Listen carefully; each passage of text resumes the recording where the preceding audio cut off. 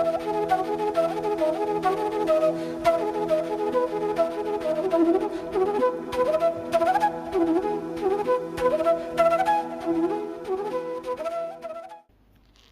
दोस्तों, ad set lecture में आप सबका स्वागत है। आज हेल्थ केयर में हम लोग चर्चा करेंगे डेंगू के ऊपर। जैसा कि आप जानते हैं, डेंगू से पीड़ित मरीजों की संख्या हर दिन बढ़ती जा रही है, हॉस्पिटल में दाखिल हो रहे हैं। मरीजों को समझ में नहीं आ रहा है कि आखिर क्या करें, इसमें दवा क्या लें। साथ ही एक जो डिलेमा है वो डॉक्टर्स के साथ भी बना हुआ है कि क्या दवा दिया जाए और क्या नहीं दिया जाए। तो एक ऐसी स्थिति है जिसमें हम सभी लोगों को ये समझ में नहीं आ रहा है कि क्या किया जाए, और ख़ास करके तब जब और कई तरह के बुखार होते हैं, हम लोग उसको ठीक करने में समय व्यतीत कर देते हैं और तब जाकर हॉस्पिटल में जाते हैं। तो ये एक ऐसी समस्या है जिससे हम सबको मिलकर लड़ना है और उससे निजात पाना है। तो आज हम लोग का जो डिस्कशन है इसी पर आधारित है कि आखिर डेंगू की कैसे पहचाना जाए, अगर डेंगू हो जाए तो उससे कैसे लड़ा जाए और कैसे ठीक हुआ जाए, और पोस्ट डेंगू होने के बाद भी उपचार की ज़रूरत है, सावधानी की ज़रूरत है। तो सभी बिंदुओं पर चर्चा करेंगे, और चर्चा के लिए स्टूडियो में हैं डॉक्टर के अग्रवाल। आप जाने माने फिजिशियन हैं और चिकित्सा के क्षेत्र में योगदान के लिए कई पुरस्कार, पद्मश्री, डॉक्टर वीसी राय अवार्डी, आप कई पुरस्कार मिल चुके हैं। तो मैं समझता हूं कि आपका नॉलेज और अनुभव जो है हम लोग को समझने में लाभदायक साबित होगा। इस समय से डॉक्टर अग्रवाल को आमंत्रित करता हूं कि आप अपना व्याख्यान शुरू करें। Welcome sir. डेंगू एक वायरल बीमारी है, मॉस्किटो से होती है। मॉस्किटो से चिकनगुनिया भी होता है, मॉस्किटो से जैपनीज एन्सेफलाइटिस भी होती है, फाइलेरिया भी होता है और मलेरिया भी होता है। सो डेंगू भी एक प्रकार का आर्थ्रोपॉड बॉर्न डिसीज़ है, यानी कि मॉस्किटो के मच्छर के काटने से होती है। ये बीमारी नई है, करीबन 15 साल से हम इंडिया में देख रहे हैं। इससे पहले 5-7 साल पहले इसके बारे में पता नहीं था। पूरे वर्ल्ड में 100 देशों से ज़्यादा में ये बीमारी फैल रही है। 40% लोग पूरी दुनिया के इसके लिए जो है उनको इम्यूनिटी नहीं है और उनको ये इन्फेक्शन हो सकता है। ये एक टिपिकल टाइप का वायरल बुखार है जिसमें हमारे शरीर के अंदर में रैश आता है। इसको बोलते हैं फीवर विद रैश। रैश का मतलब होता है कि हमारे शरीर में छोटे छोटे लाल लाल दाने आ जाते हैं जो उभर के नहीं आते, सिर्फ स्किन लाल सी दिखाई देती है। इसको हम बोलते हैं रैश, हेमोरेजिक फीवर इस बीमारी का नाम बोलते हैं। ये 4 प्रकार का होता है, dengue 1, dengue 2, dengue 3 and dengue 4। यानी कि एक बार अगर डेंगू का इन्फेक्शन हो जाए तो दोबारा नहीं हो सकता, लेकिन वो सब टाइप का है। यानी कि पूरी दुनिया के अंदर में, पूरी ज़िंदगी में एक आदमी को 4 बार डेंगू हो सकता है। जब एक बार डेंगू हो गया तो दूसरी बार जो डेंगू होगा वो पहले से ज़्यादा सीरियस होता है, तीसरा डेंगू दूसरे से ज़्यादा सीरियस होता है, चौथा डेंगू तीसरे से ज़्यादा सीरियस होता है। एक हवा सा बैठ गया लोगों के अंदर में, क्योंकि क्या डेंगू मौत भी कर सकता है? जी हाँ, मौत कर सकता है। कोई भी वायरल इन्फेक्शन मौत कर सकता है। एन्सेफलाइटिस से भी मौत होती है, मलेरिया से भी मौत होती है, तो उसी तरीके से डेंगू से भी होती है। लेकिन डेंगू का एक पैनिक अलग से बन गया है जिसकी ज़रूरत नहीं है। डेंगू की जो मोर्टेलिटी है वो 1000 में 1 से भी कम है। यानी कि 1000 लोगों को डेंगू होगा तो 1 में मोर्टेलिटी जाके आती है। वो भी उन लोगों को जिनकी उम्र 10 साल से कम है या 80 साल से ज़्यादा है, या प्रेगनेंसी है, या उनको डायबिटीज़ है, या उनको लिवर की बीमारी है, किडनी की बीमारी है, हार्ट की बीमारी है, कोमॉर्बिड कंडीशन साथ में हो, तब जाके मोर्टेलिटी आती है। अदरवाइज कोई मोर्टेलिटी इसके अंदर में घबराने वाली बात अदरवाइज इसके अंदर में नहीं होती। सो डेंगू 1, डेंगू 2, डेंगू 3, डेंगू 4 ये इन्फेक्शन सर्दियों जो वर्षा मौसम के अंदर में करीबन मई जून में चालू होता है और दिवाली तक ये इन्फेक्शन रहता है। जब भी मॉस्किटो को एक टेम्परेचर मिलेगा 30 और 32 डिग्री का, तो वो मॉस्किटो कन्वर्ट हो जाएगा लार्वे से बड़े एडल्ट मॉस्किटो में, और फीमेल मॉस्किटो काटती है। ये मॉस्किटो दिन में काटता है, रात में नहीं काटता। इसका मतलब है मच्छरदानी का कोई रोल नहीं है। सुबह के समय काटता है या फिर शाम को सूर्य उदय होने से पहले काटता है। तो उस टाइम पे लोग ज़्यादा शाम की चाय के लिए बैठते हैं टेबल के ऊपर में, या सुबह ब्रेकफास्ट के ऊपर बैठते हैं। उस टाइम में अगर ये काटता है तो इसका मतलब है कि आपने फुल स्लीव की कपड़े पहननी है और निक्कर नहीं पहननी, आपने फुल पैंट पहननी है ताकि मच्छर काटे तो नीचे के हिस्से में ना काटे। ये मच्छर 50 मीटर से ज़्यादा दौड़ता नहीं है, भागता नहीं है। इसका मतलब है कि एक घर में अगर इन्फेक्शन है तो आप आराम से पकड़ सकते हो कि मॉस्किटो की ब्रीडिंग कहाँ पर हो रही है।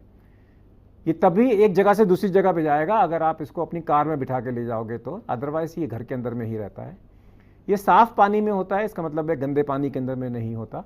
अगर ये साफ़ पानी में होता है तो घर के अंदर में अगर आपने मनी प्लांट का प्लांट लगाया हुआ है, उसका पानी इकट्ठा हुआ है, चिड़िया को पानी दे रहे हैं उसका पानी, कूलर का पानी, या छत के ऊपर में कोई टायर या आपके ग्लास टूटे हुए पड़े हुए हैं या पानी की टंकी है, उसके अंदर में अगर वो ढकी हुई नहीं है, उसके अंदर में अगर मच्छर ने अंडे दे दिए तो ये मॉस्किटो उसके अंदर में ग्रो कर जाएगा।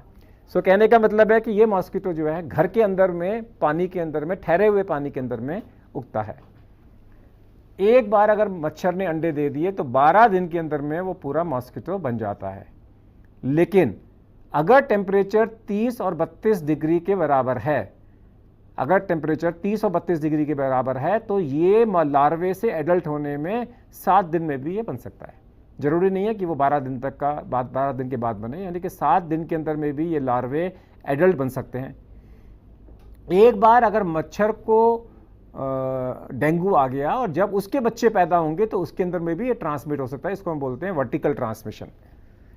नहीं तो एक डेंगी का मच्छर जिसको डेंगी नहीं है वो एक आदमी को काटे जिसको डेंगी है तो मच्छर को दोबारा से डेंगी हो जाएगा। ये मच्छर एक दिन में 3 फीड लेता है, यानी कि 3 दिन के अंदर में 9 लोगों को ये डेंगू फैला सकता है। और मलेरिया का मच्छर 3 दिन में एक आदमी को काटता है।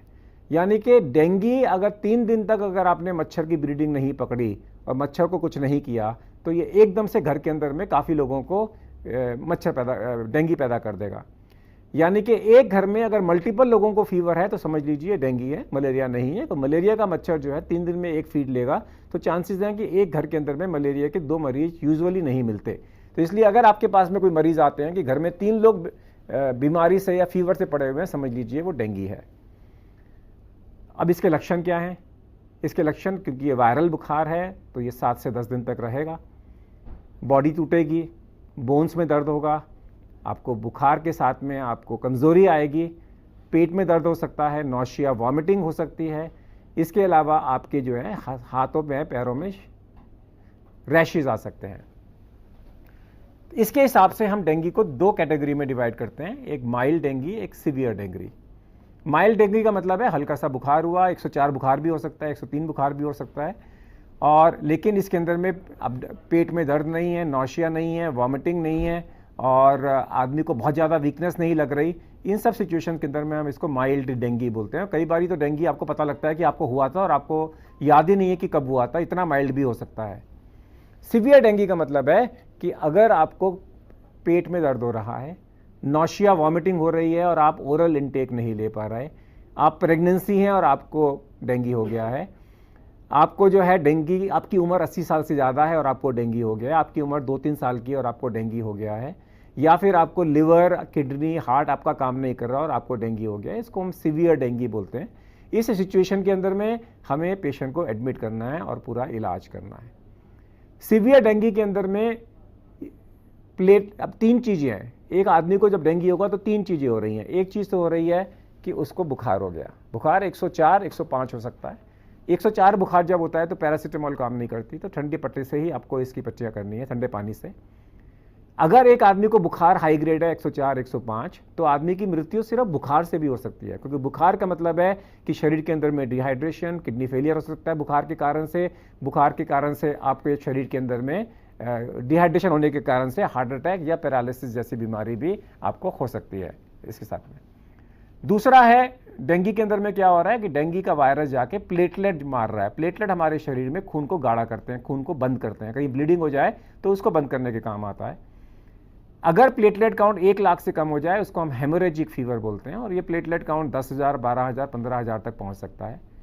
2% प्लेटलेट हमारे को चाहिए एक आदमी को जिंदा रहने के लिए, यानी कि अगर आपके प्लेटलेट काउंट 2.5 लाख है, 5,000 भी अगर आपका प्लेटलेट पहुंच जाता है तो घबराने की बात इसमें नहीं है। तो इसलिए प्लेटलेट मैनिया, प्लेटलेट जो आज की डेट में जो मैनिया हो रहा है, लोग घबरा रहे हैं प्लेटलेट के कारण से, उसमें आपने घबराने की ज़रूरत नहीं है। मशीन की जो प्लेटलेट रीडिंग होती है वो 20,000 कम आती है, यानी कि अगर आपका प्लेटलेट काउंट 0 है तो हो सकता है आपको 20,000 हो। तो आजकल जो बाजार में टेस्ट होता है वो मशीन रीडिंग से होता है, तो उसमें पैनिक होने की ज़रूरत नहीं है। अगर आपको ब्लीडिंग नहीं हो रही कहीं से भी तो आपको ये डेंगी माइल्ड है, ये सीवियर डेंगी नहीं है। इसमें कोई भी प्लेटलेट चढ़ाने की ज़रूरत नहीं है, बार बार प्लेटलेट चेक कराने की भी ज़रूरत नहीं है। डेंगी का जो मेन चीज़ होती है वो उसको बोलते हैं प्लाज्मा लीकेज।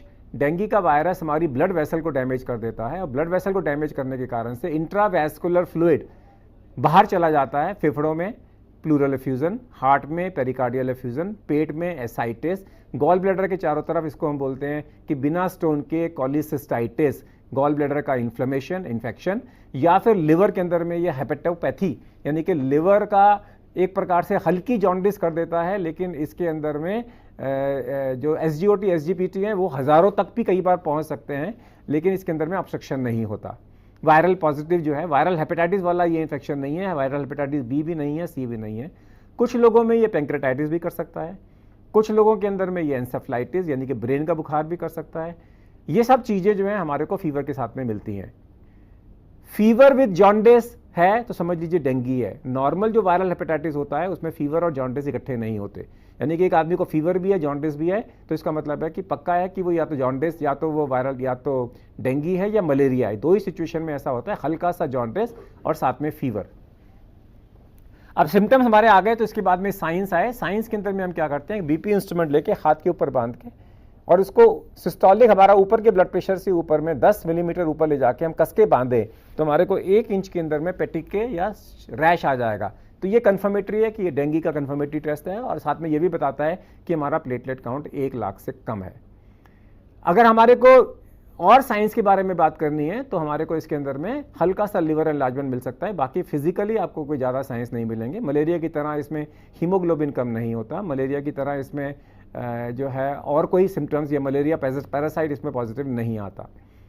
जहाँ तक जांच का सवाल है, जांच बड़ी सिंपल है। अगर एक पेशेंट को फीवर है इस सीज़न के अंदर में और फीवर 104 है और उसके साथ में या उसको नौशिया है या वॉमिटिंग है या पेट में दर्द है या जोड़ों में दर्द है या वीकनेस है तो आप सोच सकते हैं कि ये मलेरिया ये डेंगी की बीमारी हो सकती है। उस सिचुएशन के अंदर में हम कुछ बेसिक टेस्ट करते हैं। अगर टेस्ट ना भी करो तो चलेगा, आप इसका इलाज कर सकते हो, लेकिन अगर आप बेसिक टेस्ट हमारा सबसे पहले हम देखते हैं कि ऊपर का ब्लड प्रेशर और नीचे का ब्लड प्रेशर का डिफरेंस कितना है। अगर ऊपर का ब्लड प्रेशर और नीचे का ब्लड प्रेशर जैसे 120/80 होता है तो 40 का डिफरेंस होना चाहिए। अगर 40 का डिफरेंस है तो ये माइल्ड डेंगी है। अगर ये डिफरेंस 40 से कम हो जाए, मान लीजिए डिफरेंस 20 से कम हो जाए तो हम इसको ये बोलते हैं सीवियर डेंगी है, और 20 और 30 के बीच में आ जाए तो हम उसको बोलते हैं कि ये मॉडरेट डेंगी है, यानी कि दोनों के बीच में माइल्ड और सीवियरिटी के बीच में ये डेंगी है। ये इसके साथ में हम हेमाटोक्रिट चेक करते हैं, PCV टेस्ट होता है ब्लड का, सिंपल टेस्ट है। ये जो दोनों टेस्ट हैं PCV और ब्लड प्रेशर, ये एक आम आदमी कहीं पर भी करा सकता है। और PCV टेस्ट जो होता है, अगर हेमाटोक्रिट 20% बढ़ गया हो आपका, या हेमाटोक्रिट आपका जो है 50% से ज़्यादा हो, इसका मतलब है खून गाढ़ा हो गया है। और जब खून गाढ़ा हो जाता है तो हमारे शरीर में प्लाज्मा लीकेज होने के कारण से मल्टी ऑर्गन फेलियर, यानी कि लिवर एकदम फेल हो सकता है, किडनी फेल हो सकती है, ब्लड प्रेशर लो हो सकता है और आदमी मर सकता है। तो दो बेसिक टेस्ट जो हमारे को मस्ट हैं, वो पहला है ब्लड प्रेशर, ऊपर का और नीचे का ब्लड प्रेशर का डिफरेंस क्या है, दूसरा PCV या हेमाटोक्रिट टेस्ट।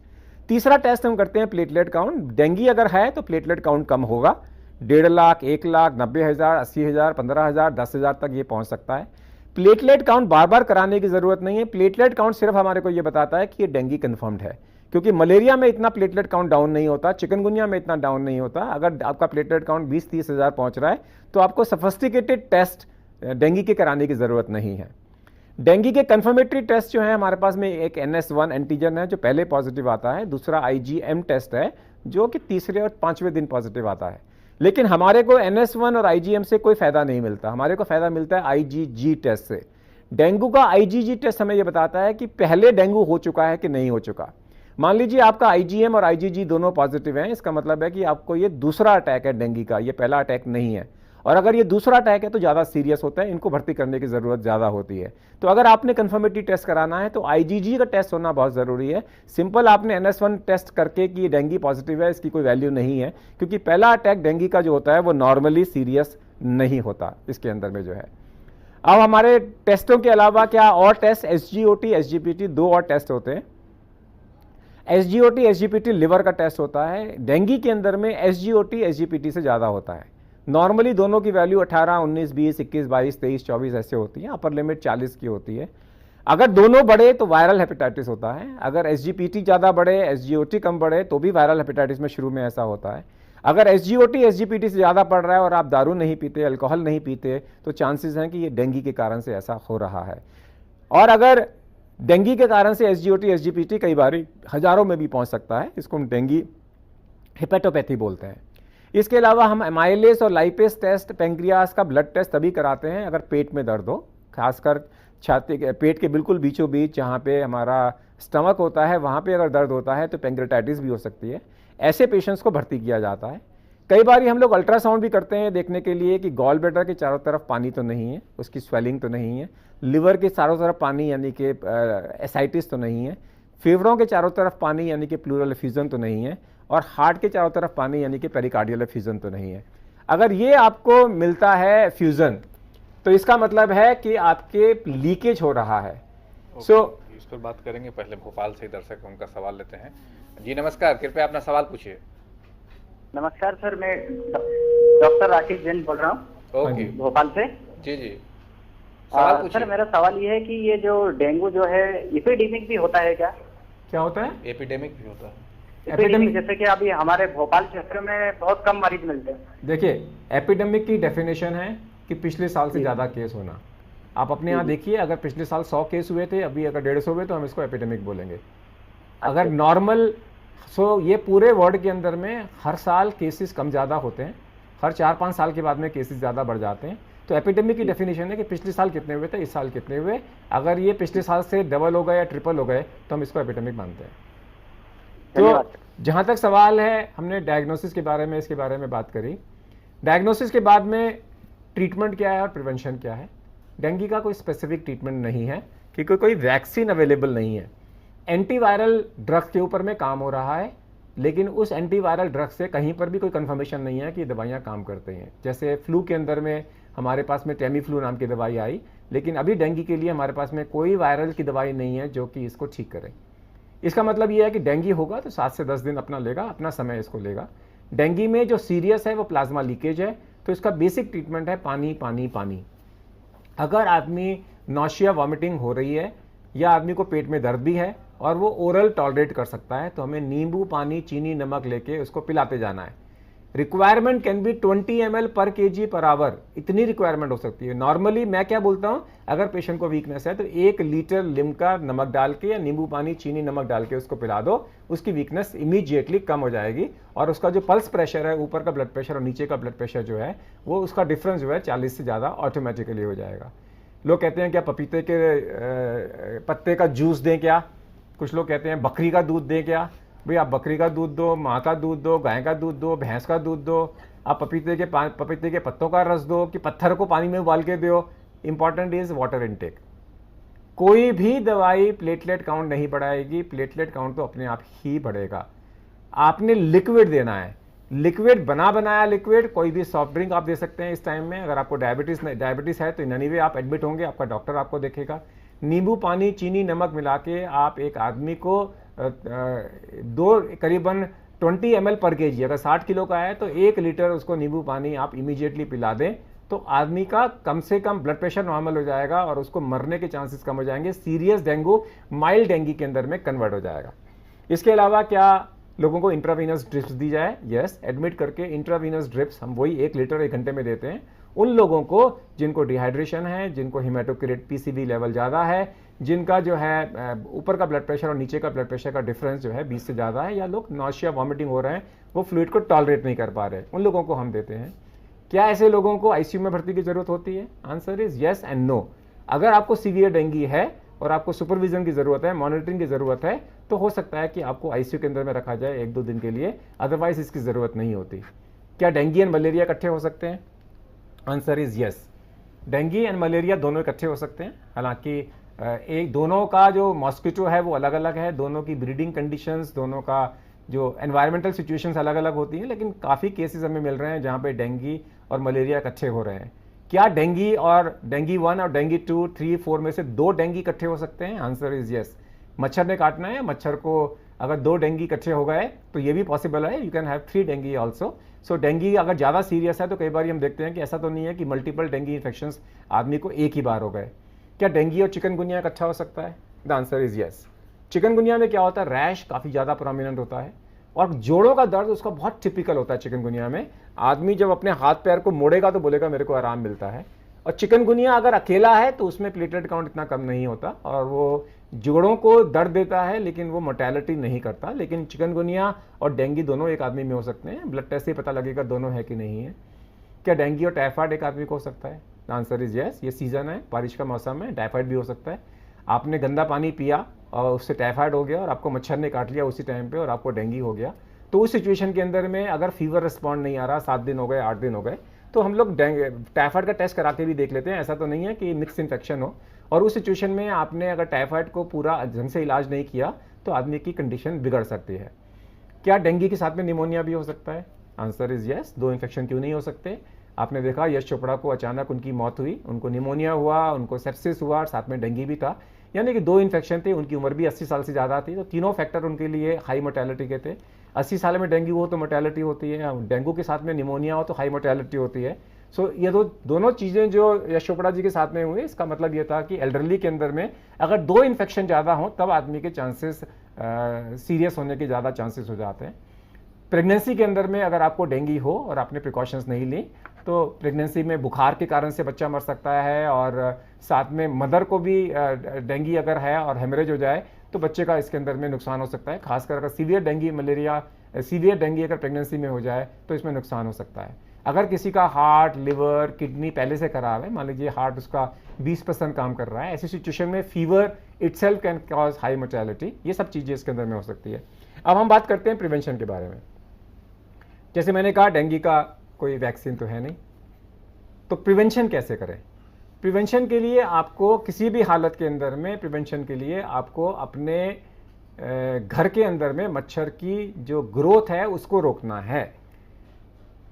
कहाँ पे? जैसे मैंने कहा, ये जहाँ पानी ठहरेगा वहाँ पर होगा। अब मान लीजिए कंस्ट्रक्शन हो रही है, कहीं पर पानी ठहर जाएगा जगह जगह के अंदर में, घर के आगे गड्ढे हैं वहाँ पानी ठहर जाएगा, घर के पेड़ों के खोखलापन है, पेड़ों का जो हिस्सा खोखला है वहाँ पानी इकट्ठा हो गया, वहाँ मच्छर ने अंडे दे दिए तो वहाँ पे ग्रोथ हो जाएगी। कोई तालाब है उसके अंदर में आपने जो है एंटी लार्वल मैनेजमेंट नहीं किया तो वहाँ पे आके मलेरिया ग्रो हो जाएंगे। आज की एमसीडी की फिगर्स हैं कि दिल्ली के 90,000 घरों में लार्वे पाए गए, यानी कि 1 लाख घरों के अंदर में लार्वे पाए गए। इसका मतलब है कि हर घर के अंदर में लार्वे हैं। इसका तो आपको घर में ही चेक करना पड़ेगा। कूलर का मौसम तो चला गया इस वक्त में क्योंकि गर्मियां ख़त्म हो चुकी हैं, लेकिन घर में जो लोग पानी देते हैं चिड़िया को, उसके अंदर में अगर मच्छर ने अंडे दे दिए तो वहाँ पे लार्वे ग्रो कर जाते हैं। गमलों के अंदर में अगर पानी सूखा हुआ है और उसमें आपने पानी डाल दिया तो गमलों के अंदर में जो पानी तैर रहा होता है, या गमले के नीचे जो आप ट्रे रखते हो जिसके अंदर पानी होता है, वहाँ पे मच्छर पनप सकता है। छत के अंदर में टायर्स हैं, टूटे हुए ग्लास हैं, टूटा हुआ टायर है, टूटे हुए प्लास्टिक की बाल्टियाँ ऊपर पड़ी हुई हैं, बारिश आई और बाल्टी के अंदर में पानी के साथ में पानी आधी भरी हुई है और आपने वैसे ही छोड़ दी, या कोई ग्लास पड़ा हुआ है आपका ऊपर छत के ऊपर में और उसके अंदर में बारिश के कारण से आधा गिलास पानी भरा हुआ है, उसमें अगर मच्छर ने अंडे दे दिए तो 7 दिन के अंदर में, 12 दिन के अंदर में वो मच्छर बड़ा बन के आपके घर के आसपास काटने की कोशिश करेगा। और अगर आपकी घर की टंकी ऊपर पड़ी हुई है और वो ढकी हुई नहीं है तो उसमें भी मच्छर पनप सकता है। अब लोग कहते हैं कि मेरे घर में, मेरा मनी प्लांट के अंदर में मच्छर था, मैंने उसको, या मेरे घर के बर्तन पड़े हुए थे, मैंने उसको साफ करके दोबारा पानी भर दिया। साफ करने से मच्छर नहीं मरेगा। मच्छर तभी मरेगा जब आप उसको रगड़ के साफ करेंगे। यानी कि अगर आपके पास में कोई भी पानी कलेक्टेड है, उसको आपने कस के, रगड़ के, पोंछ के, साफ करके नया साफ पानी डालेंगे, तभी अंडे मरेंगे, अदरवाइज अंडे नहीं मरेंगे। डेंगू को अगर आप कंट्रोल करोगे तो ऑटोमेटिकली चिकनगुनिया कंट्रोल में आएगा, ऑटोमेटिकली आपको मलेरिया कंट्रोल में आएगा, ऑटोमेटिकली आपको जैपनीज एन्सेफेलाइटिस कंट्रोल में आएगा। तो हम थोड़ा सा रिवाइज करते हैं सिम्टम्स के बारे में। अगर आपको बुखार है और बुखार खत्म हो गया और आपको जॉन्डिस अपीयर हुआ तो ये वायरल हेपेटाइटिस। अगर आपको बुखार है, खांसी हो रही है, जुकाम हो रहा है, नाक बह रहा है, तो ये सीजनल वायरल रेस्पिरेटरी बुखार है, ये डेंगू नहीं है। ये फ्लू हो सकता है, H1N1 हो सकता है, लेकिन ये डेंगू नहीं हो सकता। अगर आपको बुखार ठंड लग के आ रहा है, एक दिन आया, एक दिन नहीं आया और फिर ठंड लग के आया, तो ये मलेरिया हो सकता है। मलेरिया का बुखार यूजुअली दोपहर के टाइम पे चिल्स एंड टाइगर्स करके आया है। अगर आप नागपुर के आसपास रह रहे हो, विदर्भा के अंदर में, और आपको ठंड लग के बुखार आ रहा है शाम को, तो ये फाइलेरिया भी हो सकता है। अगर आपको बुखार हो रहा है, पेशाब में बहुत जलन हो रही है या पेट में दर्द हो रहा है, तो ये यूरिनरी ट्रैक्ट इन्फेक्शन हो सकता है। अगर आपको बुखार है, साथ में खांसी हो रही है, खांसी के साथ में आपको सिर्फ एक बार ठंड लग के बुखार आया, दूसरी बार जो बुखार आया वो ठंड लग के नहीं आया, तो ये निमोनिया हो सकता है, जो भी इस सीजन के अंदर में हो सकता है। अगर बुखार के साथ में आपको जोड़ों में दर्द है और जोड़ों में दर्द बुखार से ज़्यादा आपकी कंसर्न है, और आप कहते हो कि मेरे को जोड़ों को मोड़ने से मेरे हाथ में और पैरों में आराम मिलता है, तो ये चिकनगुनिया हो सकता है। इसमें अगर आप अपने हाथ पैरों को चेक करेंगे तो आपको रैश भी मिलेगा। प्लेटलेट काउंट बहुत ज़्यादा कम नहीं होगा, टोटल काउंट इसमें कम हो सकता है। अगर आपको फीवर है 104, साथ में आपको हेडेक है, या आपको आंखों में दर्द है, या आपके हल्का सा लाल रंग की लाली है आपके हाथों में, उस टाइप का रैश है, या आपको पेट में दर्द है, या नौशिया या वॉमिटिंग हो रहा है, ये डेंगी फीवर के लक्षण हैं। इस सिचुएशन में आपके शरीर में प्लेटलेट काउंट कम हो सकता है, टोटल ल्यूकोसाइटिक काउंट कम हो सकता है, ESR बढ़ सकता है, और आपका SGOT SGPT जो लिवर का टेस्ट है वो बढ़ सकता है। तो कहने का मतलब है हर बुखार डेंगी नहीं है। इस सीजन के अंदर में हर बुखार जानलेवा नहीं है। अगर आपकी उम्र 80 से ज़्यादा है या 10 से कम है, अगर आपके पेट में बहुत ज़्यादा दर्द हो रहा है, या कंटिन्यूस आपको नौशिया वॉमिटिंग हो रही है, या आप प्रेग्नेंट हैं, उसी सिचुएशन के अंदर, या आपका ऊपर का ब्लड प्रेशर और नीचे के ब्लड प्रेशर का डिफरेंस 40 से कम है, या आपको एक्टिव ब्लीडिंग हो रही है, इसी सिचुएशन में आपको कंसर्न है डॉक्टर के पास जाके भर्ती होने के लिए। अदरवाइज भर्ती होने की ज़रूरत आपको इस कंडीशन के अंदर में नहीं है। ये सब कुछ था हमारे डेंगू के बारे में। ओके, हैदराबाद से एक दर्शक हैं, उनका सवाल है। जी नमस्कार, कृपया अपना सवाल पूछिए।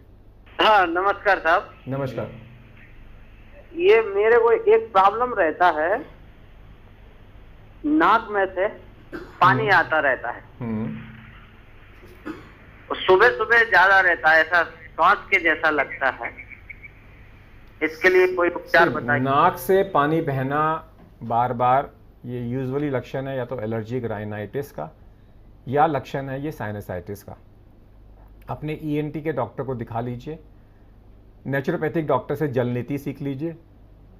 जल नीति को हम बोलते हैं गुनगुने पानी के अंदर में नमक और मीठा सोडा डाल के थोड़ा सा, उसकी कंसंट्रेशन कोई भी आपको योग का एक्सपर्ट आपको बता देगा। अगर आप नाक को अच्छे से साफ करते हैं तो आपको एलर्जी भी कम हो सकती है, और अगर ये एलर्जी है तो हो सकता है डॉक्टर आपको एलर्जी की दवाई देगा। ये ना डेंगू का लक्षण है और ये फ्लू का लक्षण है। फ्लू का बीमारी जो है हर बारी नहीं आएगा, हर महीने नहीं आएगा। तो ये यूजुअली लगता यही है कि आपको एलर्जिक राइनाइटिस है, एलर्जी के कारण से आपके नाक आपका बह रहा है, उसको अंदर में जल नीति से या एंटी एलर्जिक दवाई से आप लेने से आपको ठीक हो सकते हैं। नासिक से दर्शक हैं, उनका सवाल लेते हैं। जी नमस्कार, सिर्फ कृपया अपना सवाल पूछिए। जी नमस्कार सर, मुझे हर महीने बुखार हो जाता है। शुरुआत होती है गले दर्द से, गले में पहले दर्द होता है, उसके बाद बड़ा हाई फीवर हो जाता है। फिर डॉक्टर से एंटीबायोटिक्स लेता हूँ मैं, मुझे एजिथ्रोमाइसिन वैसा लेना पड़ता है, तब जाके ठीक होता है। अभी भी मुझे वैसे बुखार हो रखा है, तो मुझे क्या करना चाहिए? जैसे आपने कहा कि मेरे को हर महीने जुकाम हो जाता है, ये फ्लू तो होगा नहीं, फ्लू तो आपको बार बार होगा नहीं। उसके साथ में जो है हर महीने अगर आपको जुकाम हो रहा है और नाक बह रही है तो ये एलर्जिक राइनाइटिस है।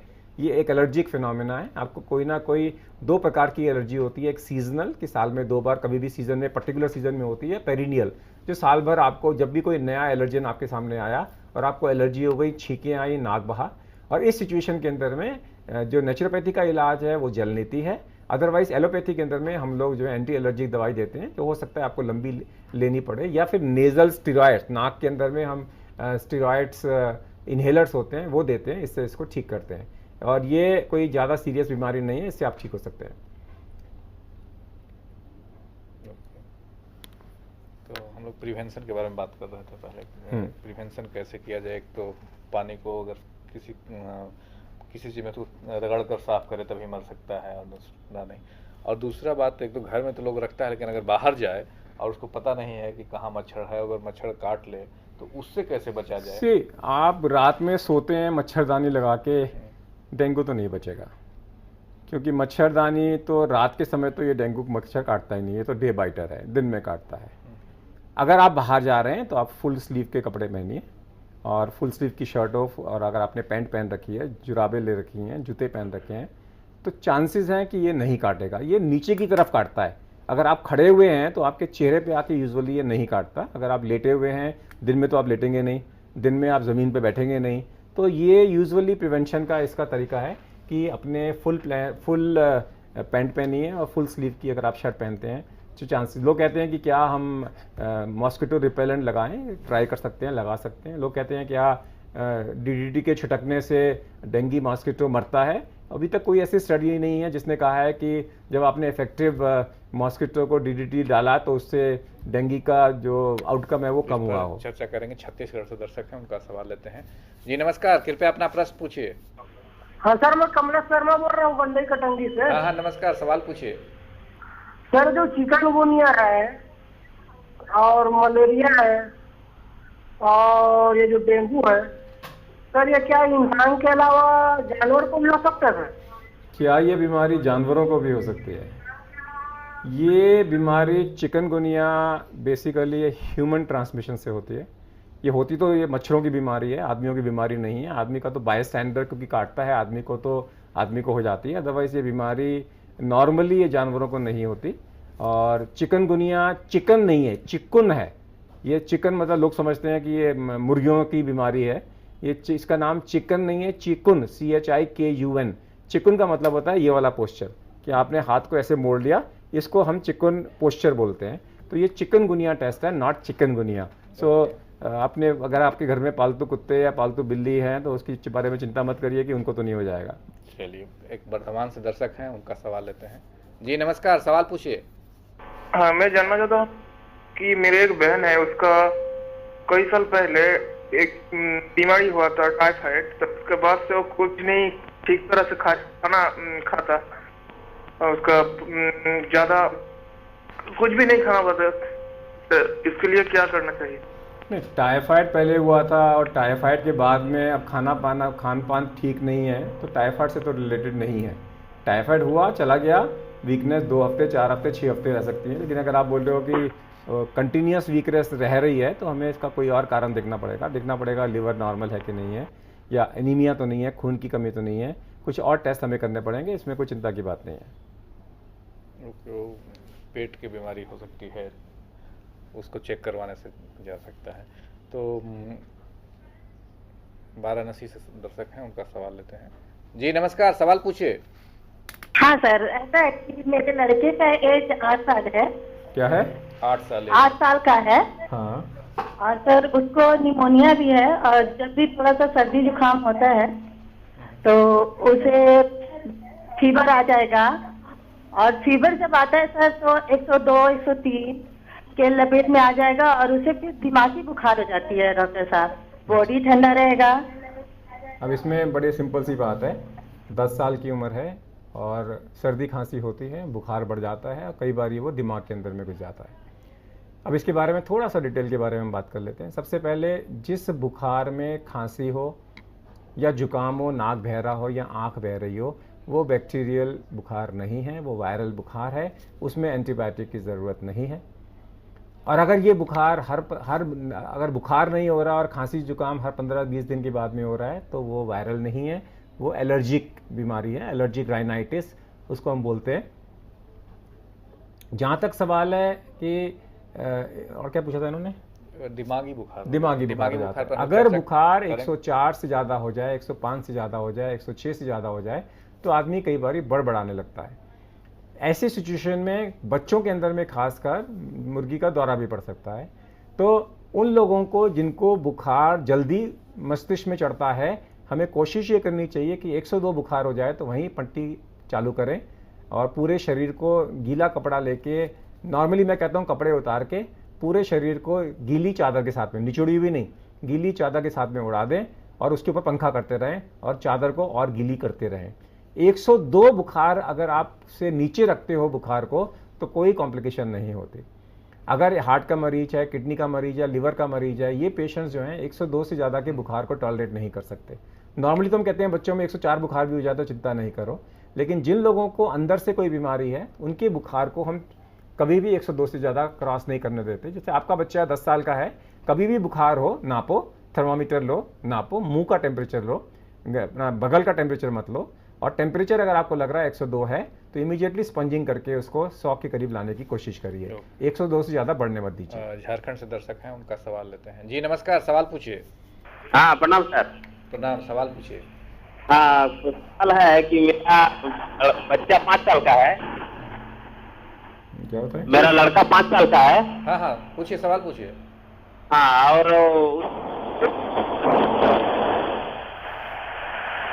बहुत जल्दी ठंडा लग जाता है। हेलो। जी जी, सवाल कंप्लीट करिए। हाँ, बहुत जल्दी ठंडा लग जाता है और क्या होता है उसको हर महीना 2-4 महीना के बाद और ठंडा लग करके बुखार आ जाता है पूरा।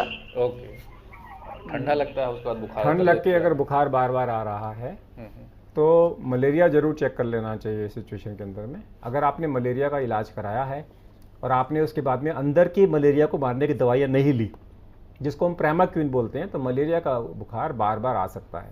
अगर आप ये कह रहे हैं ठंड लग के बुखार बार बार आता है तो मलेरिया का लक्षण हो सकता है। दूसरा, यूरिनरी इन्फेक्शन का लक्षण हो सकता है कि आपने यूरिनरी इन्फेक्शन था और एंटीबायोटिक पूरी नहीं ली, तो 1 महीने बाद में फिर इन्फेक्शन आ गया, फिर आपने पार्शियली ट्रीट किया और उसके बाद में फिर ये यूरिनरी इन्फेक्शन हो गया। ये 2 चीज़ें अपने आप टेस्ट करा सकते हैं। ओके, मतलब ट्रीटमेंट का कोर्स पूरा करें ये जरूरी जी है, हाँ। अदरवाइज फिर से हो। ओके, राजस्थान से दर्शक है, उनका सवाल है। जी नमस्कार, सवाल पूछिए। जी नमस्कार सर, मैं आलोक साहनी बोल रहा हूँ राजस्थान से। जी जी। सर मेरी प्लेटलेट जो है वो बहुत डाउन होती है और सारा इसमें ये सारा टेस्ट करवा लिए, अगर जो है कोई मलेरिया नहीं, डेंगू नहीं और दूसरे कोई इन्फेक्शन नहीं, फिर भी जो है ये बढ़ नहीं रही। नहीं, प्लेटलेट बढ़ नहीं रही तो चेक कराना बंद कर दो, अपने आप बढ़ जाएगी। कई लोगों का प्लेटलेट काउंट 60,000 70,000 नॉर्मली होता है। बहुत सारे पेशेंट्स हैं जिनका प्लेटलेट काउंट 60,000 ये उनके लिए नॉर्मल है। तो हमें ये नहीं देखना कि प्लेटलेट काउंट कितना है, हमें ये देखना है पेरिफेरल स्मीयर में कि प्लेटलेट किस टाइप के हैं, मेगा कैरियोसाइट, मोटे मोटे प्लेटलेट्स हैं कि नहीं है। अगर मोटे मोटे प्लेटलेट्स हैं और काउंट कम है तो हमें चिंता करने की ज़रूरत नहीं है। नहीं, कुछ छत्तीसगढ़ से दर्शक हैं, उनका सवाल है। जी नमस्कार, सवाल पूछिए। सर मैं राकेश छत्तीसगढ़ से बोल रहा हूँ। बोलिए। मेरी उम्र 42 साल का है। 42 साल के हैं जी, मेरे को सिकल सेल एनीमिया है सर। एनीमिया है? एनीमिया सिकल है सेल जी। सिकलिंग बोलते हैं उसको। नहीं, बुखार तो नहीं है? बुखार नहीं है सर, लेकिन हर साल लीवर एलएफटी बढ़ जाता है। ये क्या बोला उन्होंने? लीवर में एसजीपीटी बढ़ जाता है और बुखार? बुखार। अगर आपको बुखार हर साल बढ़ जाता है, मतलब ये हो जाता है ज्वाइंटिस। जी जी, हर साल एनीमिया हो जाता है। देखिए, मैं इसको थोड़ा सा बिना केस रिपोर्ट देखे या बिना आपको देखे तो बताना मुश्किल है, लेकिन मैं जनरलाइज बात कर सकता हूँ कि अगर आपको बुखार है और साथ में जॉन्डिस है, एसजीओटी एसजीपीटी बढ़ गया, तो ये वायरल हेपेटाइटिस के लक्षण है। कोई भी वायरल इन्फेक्शन एसजीओटी एसजीपीटी बढ़ा सकता है। अगर आपका एसजीओटी एसजीपीटी 1000 से ज़्यादा है तो ये वायरल हेपेटाइटिस है, जिसको हम आम जॉन्डिस बोलते हैं। अगर इसका एसजीओटी एसजीपीटी आपका 100, 150, 200, 300 है तो ये किसी भी वायरल इन्फेक्शन के अंदर में हो सकता है। आपने कहा कि मेरे को इन्फेक्शन हर साल होता है, मान लीजिए, तो हर साल अगर आपको इन्फेक्शन होता है तो आपको उस सिचुएशन में आपको इलाज करा के, जांच करा के देखना पड़ेगा कि मलेरिया तो नहीं हो रहा। डेंगू भी आपको साल में एक बार होकर 4 साल तक कंटिन्यूसली हो सकता है, डेंगू 1, डेंगू 2, डेंगू 3, डेंगू 4, या मलेरिया भी आपको हो सकता है। और किसी बीमारी के अंदर में एसजीओटी एसजीपीटी नहीं बढ़ेगा। वायरल हेपेटाइटिस एक बार हो गया तो दोबारा नहीं होगा। Excuse me. उत्तर प्रदेश से दर्शक हैं। जी नमस्कार, सवाल पूछिए। सवाल पूछिए। दीपक बोल रहा हूँ मैं। जी जी, सवाल पूछिए। हाँ डॉक्टर साहब, मेरी एक सिस्टर है, उसको तो साल भर से लगभग बार बीमारी हो जाती है। क्या बुखार हो जाता है? क्या हो जाता है? डॉक्टरों को दिखाते हैं तो बोलते हैं उसको टाइफाइड है जरी, और उसके पंजे में दर्द रहता है, सर में दर्द रहता है, बार बार बुखार से शरीर एकदम कमजोर हो गया उसका। ये भी बड़ा कॉमन चीज़ है। लोग बोलते हैं कि मेरा टाइफाइड बिगड़ गया है और हर महीने मेरे को टाइफाइड हो जाता है। यूजुअली ऐसा होता नहीं। टाइफाइड अगर आपको हुआ है तो रिलैप्स भी हो सकता है, री इन्फेक्शन भी हो सकता है, बट रिलैप्स अगर आपको इफेक्टिव एंटीबायोटिक मिले हैं तो चांसेस हैं कि ये टाइफाइड का रिलैप्स नहीं है। नॉर्मली हम टाइफाइड में 2 एंटीबायोटिक देते हैं 14 दिन के लिए या 10 दिन के लिए, तो उसमें रिलैप्स के चांसेस बहुत कम हो जाते हैं। अगर बार बार इन्फेक्शन हो रहा है तो काइंडली चेक यूरिनरी इन्फेक्शन तो नहीं है। अगर यूरिनरी इन्फेक्शन एक ऐसी चीज़ है जो क्रॉनिक यूटीआई बन के आपको रिकरेंट इन्फेक्शन दे सकता है और टाइफाइड जैसा दिख सकता है, सो चेक करा लीजिए। लेकिन अगर ये टाइफाइड है और आपको लग रहा है तो फिर आप टाइफाइड का पूरा 2 वीक का एंटीबायोटिक कोर्स लेने के बाद में टाइफाइड का वैक्सीन लगवा लीजिए ताकि दोबारा ना हो। ओके, टाइफाइड का भी राजस्थान से सवाल है। जी नमस्कार, सवाल पूछिए। जी सवाल पूछिए। जी नमस्कार, हेलो। सवाल पूछिए। जी बोलना चाहता हूँ। जी जी, सवाल पूछिए।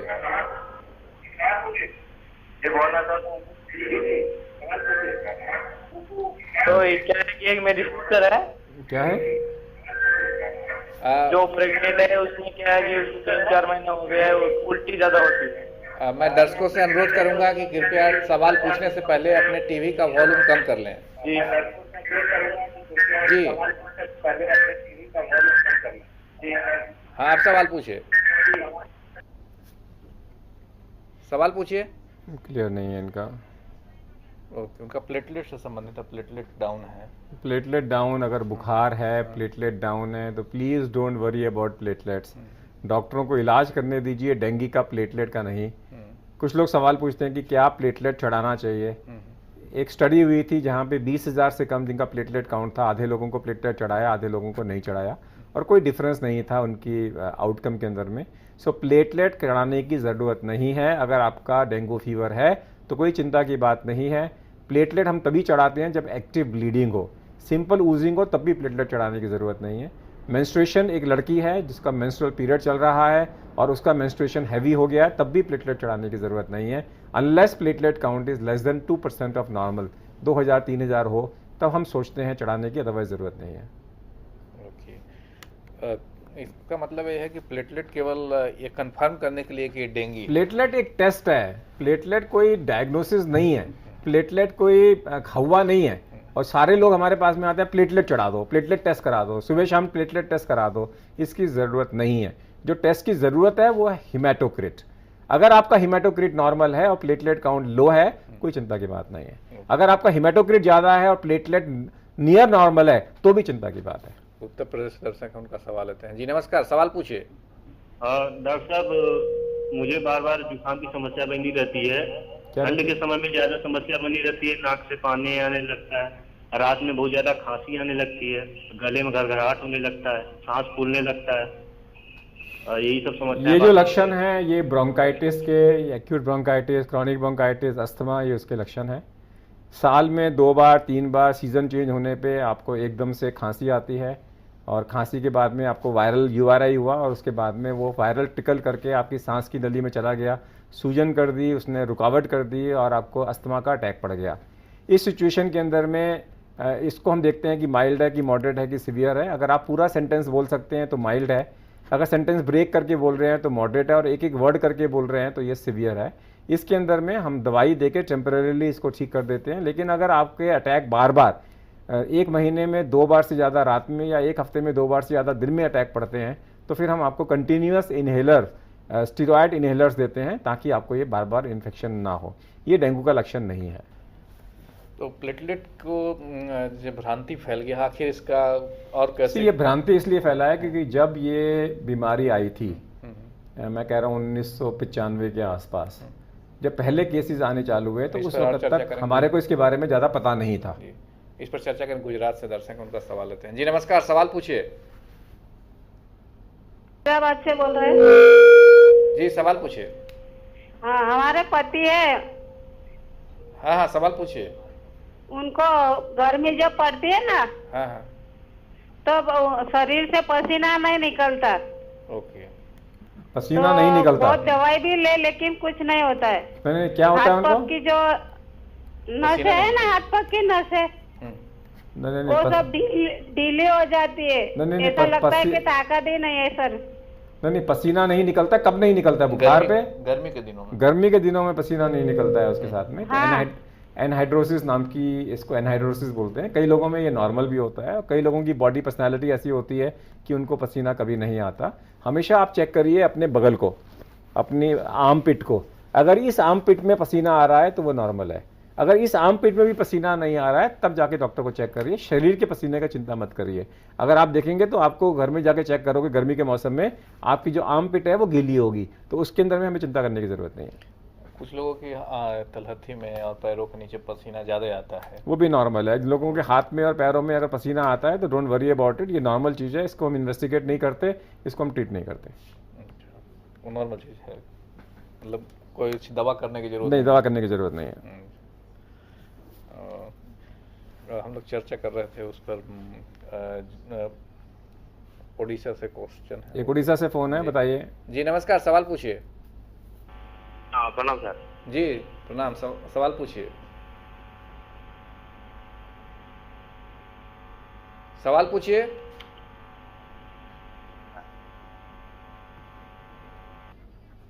आई थिंक डिस्कनेक्ट हो रहा है उसके साथ में जो है।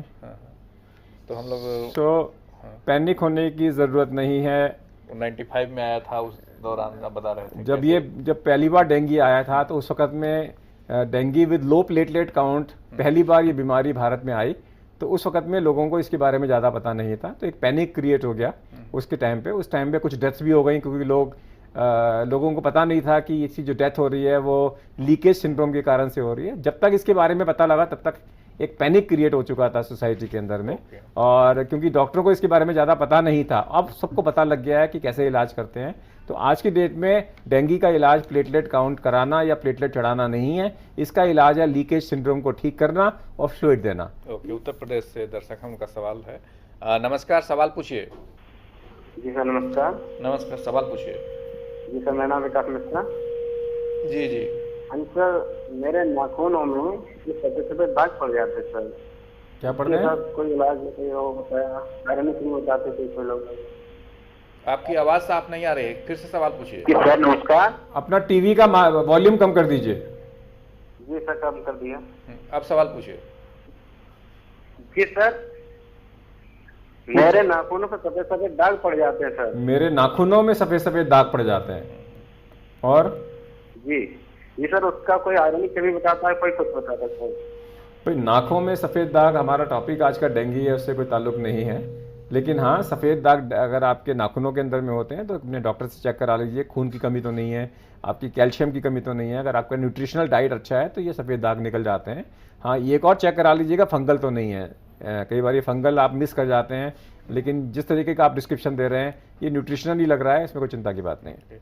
एक और उत्तर प्रदेश से दर्शक हैं, उनका सवाल लेते हैं। जी नमस्कार, सवाल पूछिए।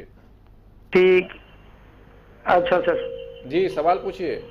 हाँ सर, इसका उपाय क्या हो सकता है? किसका उपाय? यही दिमागी बुखार का। दिमागी बुखार का। दिमागी बुखार का, देखिए दिमागी बुखार का किसी को आता है उसको हम बोलते हैं एन्सेफेलाइटिस।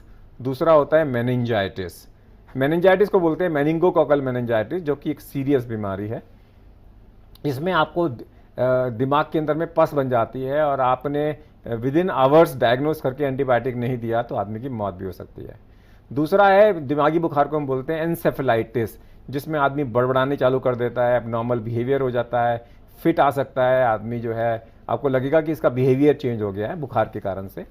एन्सेफेलोपैथी का मतलब है कि बुखार बढ़ गया और बुखार ठीक हुआ तो ठीक हो गया, वो एन्सेफेलोपैथी है।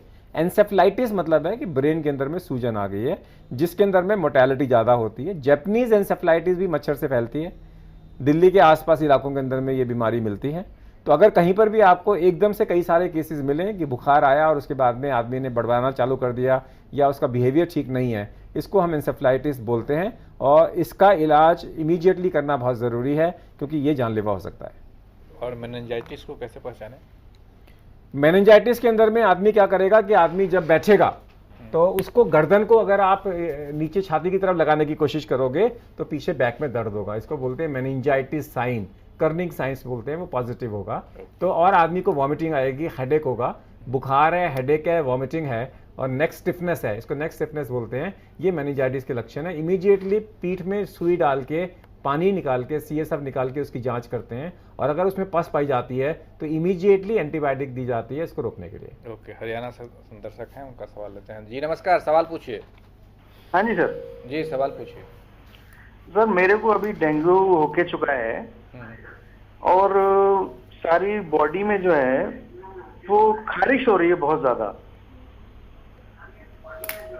Very good question. डेंगू के साथ में अगर फीवर हो तो समझ लीजिए डेंगू सीरियस नहीं है।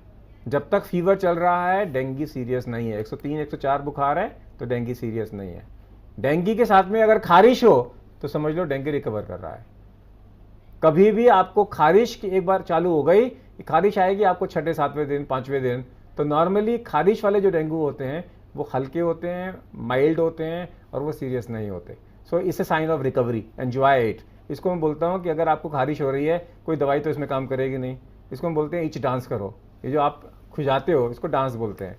तो कहने का मतलब है इसको कुछ नहीं करना, 1-2 दिन के अंदर में अपने आप ठीक हो जाता है। और ये पक्का लक्षण है, अगर आपको बुखार के साथ में खारिश हो रही है तो आपको डेंगू का टेस्ट कराने की जरूरत नहीं है, ये पक्का डेंगू है। ओके, ये मलेरिया में नहीं होता, चिकनगुनिया में नहीं होता। ओके, मध्य प्रदेश से दर्शक हैं, उनका सवाल लेते हैं। जी नमस्कार, सवाल पूछिए।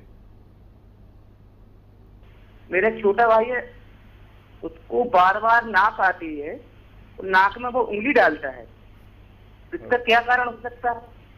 नाक में उंगली डालता है, नाक आती है, ये तो एलर्जिक राइनाइटिस हुआ, सिंपल एलर्जी है। उसको जलनेती कराओ या उसके नाक को साफ रखो, स्टीम दो या एंटी एलर्जी की दवाइयाँ दो, ये ठीक हो जाएगा। ओके, ऐसे भी है, खुद भी प्रयास कर सकते हैं तो जी ठीक हो सकता है। ये जो हम लोग डेंगू पर चर्चा कर रहे थे, होम्योपैथिक का आया, तो अगर होम्योपैथिक और ओके, हरियाणा से दर्शक हैं, उनका सवाल लेते हैं पहले। जी नमस्कार, सवाल पूछिए।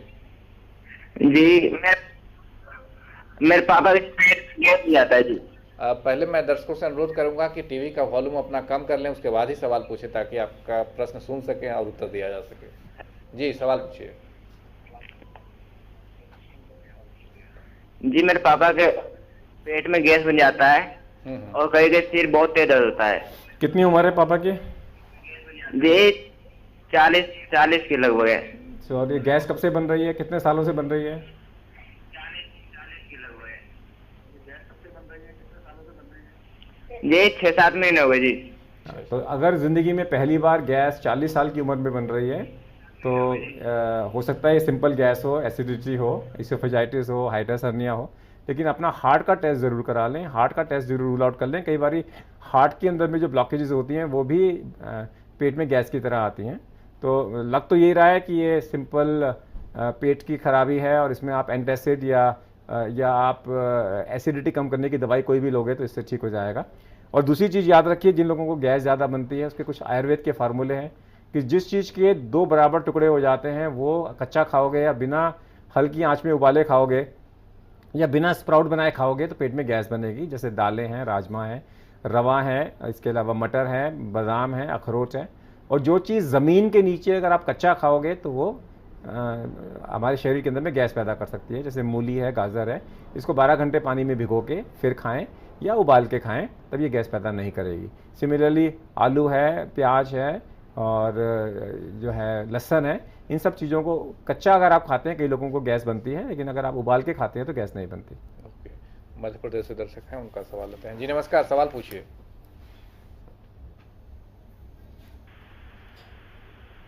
जी सवाल पूछिए। हाँ सवाल पूछिए। हाँ सर, गुड आफ्टरनून। नमस्कार। हाँ सर, मेरी डॉक्टर साहब से मेरी एक प्रश्न था। हाँ बोलिए। हाँ सर, क्या है जब मैं रात में स्लीप करता हूँ तो सर मुझे काफी सारे ड्रीम आते हैं, बहुत सारे सपने आते हैं और सोने के उपरांत में सर अपने आप को कंफर्टेबल फील नहीं कर पाता हूँ। सो रात को ये आखिरी सवाल है, ये आखिरी सवाल हम लोग ले रहे हैं, हमारा समय खत्म होने जा रहा है। तो ये कह रहे हैं कि मेरे को रात में नींद नहीं आती, करवटें बदलता रहता हूँ और रात में सपने बहुत आते हैं। सपने हमेशा REM स्लीप में आते हैं। हमारी 2 स्लीप होती है, rapid eye movement sleep and non rapid eye movement sleep. REM sleep का मतलब होता है कि ये ड्रीम स्टेट होती है जब आपको ड्रीम्स आते हैं। याद रखिए कि सपने हमेशा उस चीज़ के आते हैं जब आपका कोई काम पेंडिंग हो। अगर आपके पास में कोई काम पेंडिंग नहीं है, हफ्ते में एक दिन सारे पेंडिंग काम लिख लो कागज़ के अंदर में।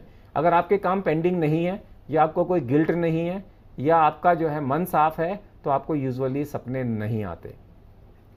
अब सपनों में कई लोगों को भूत प्रेत पिशाच नजर आते हैं। भूत का मतलब है कि जो आदमी मर गया हो, जिसको आप जानते हो, वो आपके सपनों में आ रहा है।